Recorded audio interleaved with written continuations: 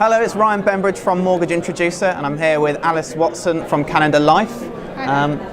Very recently become Canada Life. Yeah, last Monday, so the 1st of October. So what changes can we expect to see now? I think it's a really exciting time for us as a business. So Canada Life obviously is quite a big brand name that people are aware of, so I think that brings something new to the equity release market. And obviously they've got financial strength as well, so that puts us in a really good position going forward. Got big ambitions for growth, big ambitions for more product development, more innovation. But I think what is important is it's still the same team as it was before when we were Retirement Advantage. So we've kept that expertise, we've kept the knowledge, same product range, same team. So we're hoping for the best of both going forward. So what can be done to support the growth of the later life lending market?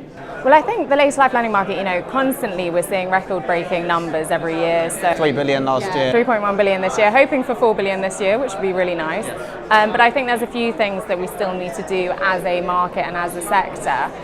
So the first one is probably looking at overcoming misconceptions and carrying on with that education, because we know that some end customers still think that perhaps you don't retain ownership of the property or that you can't leave an inheritance, for example. So there is more education that we need to do in that space. And we also want to bring more advisors into the market and increase engagement with the equity release sector, because it's more important than ever that the property is considered alongside other assets when you get to retirement, so a more holistic approach to retirement planning. So we need more advisors to have that qualification and to engage with the market to help with the growth going forwards. So where are you seeing demand at the moment? Demand is growing in a number of places at the moment. So a lot of that is coming from more social factors. So people are living longer now. People actually perhaps haven't saved as much as they need to.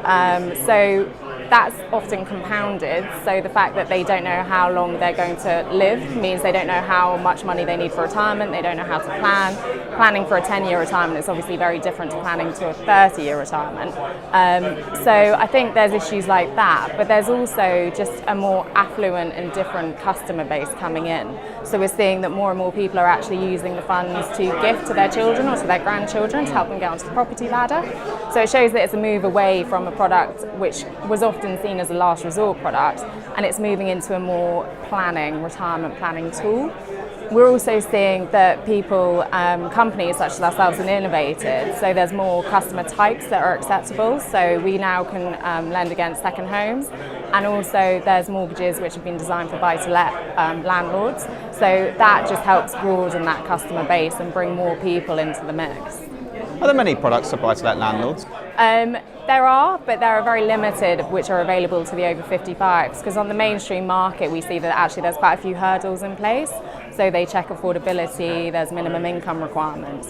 So actually later life lending to older landlords does get a bit more difficult because of those hurdles and those criteria expectations from the mainstream lenders. What other challenges do you have to overcome in the equity release market? I mean, there was the report from the BBC investigation this year as well. Is it just education to kind of... Yeah, I think absolutely. Because seemingly that report was saying if house prices fall, there'll be issues, but then that same can be said for a lot of areas of the market.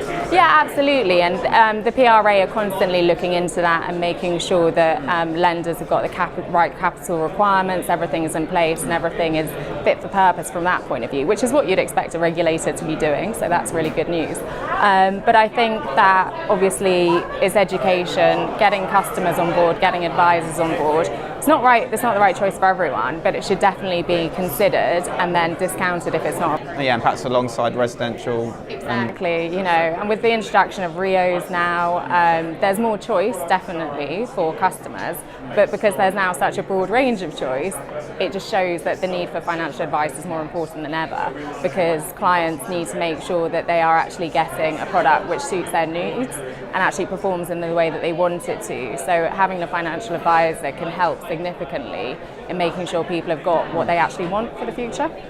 Okay, brilliant. Thank you. Thank you very much. Cheers.